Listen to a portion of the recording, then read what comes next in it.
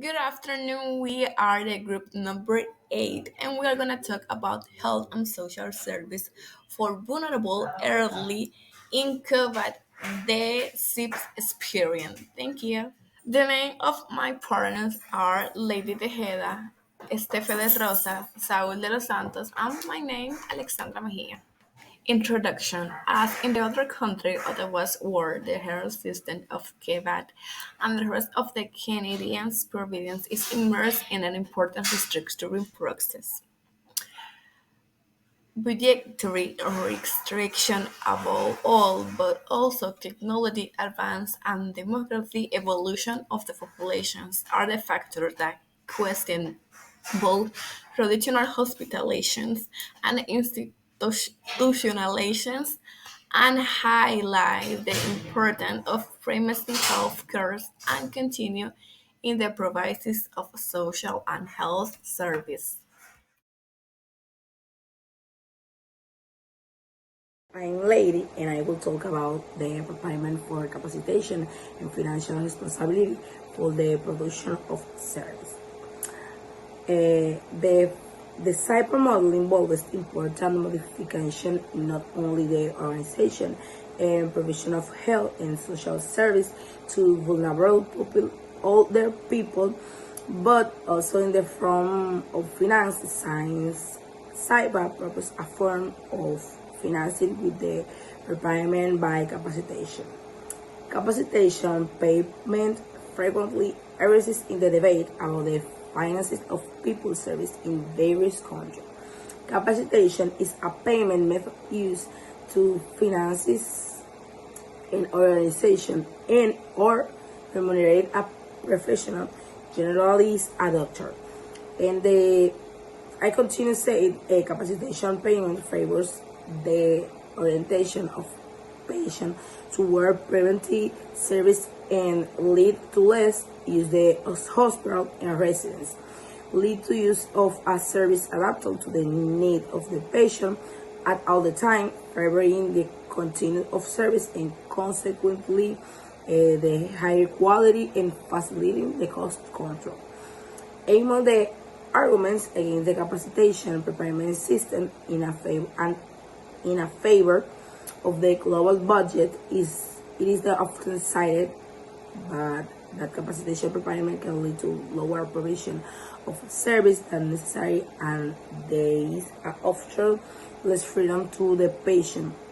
What is the shoes the professional did it? The service you with the concept of the limited competition between the professional and wide and limit the profession between the profession and with the possibility decline in the quality of care. I finally say in the design of cyber special attention has been paid to these two arguments to avoid the possible adverse consequence. Number one is a teamwork and mandatory attention to eligible people who wish to be enrolled in the SEPA can contribute to equality in accessing and obtain the service. And number two, for list, the freedom of the patient to register and with given the SEPA can increase in the responsibility of service provided in competition in a international market. Thank you. Hi, my name is Estefe, and today I have exposition. My exposition is about community-based integrated service system. The vulnerable elderly have a profile of health problem that is too complex for the action of single types of professional to be sufficient to cover their needs. The elderly person in a situation of loss of functional autonomy requires the intervention of a interdisciplinary team of social and health professionals. This then must act in an early and personalized manner using a preventive approach and directing its action towards the maintenance and promotion of the person's autonomy, preferably in the natural environment of the elderly person.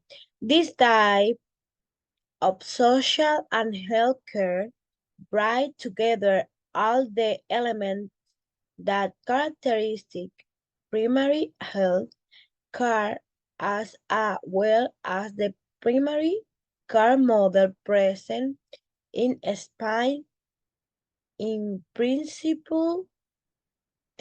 Therefore, the community approach of an experience like SIPR will be easily accepted in Spanish territory. However, difficult co-arrest at other levels. Thank you so much.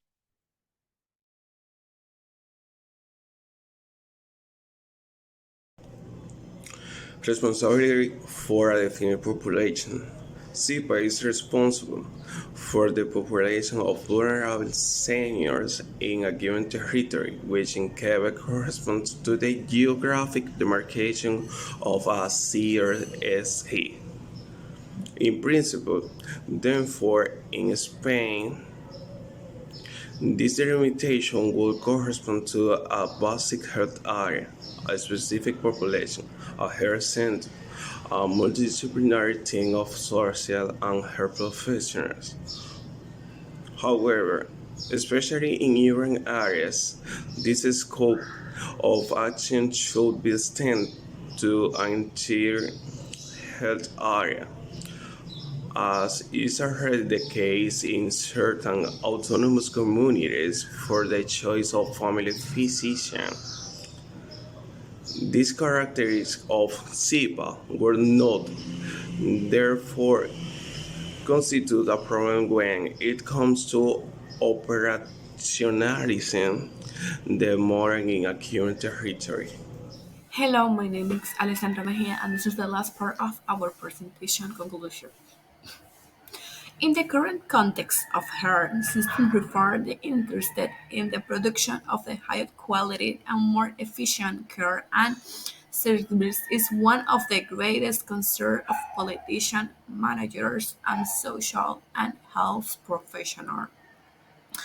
The answer to these concerns seems to lie in the evolution toward integrated health systems that are expected to improve the well-being of the system client while favoring the provision of service in one of more effective and efficient way.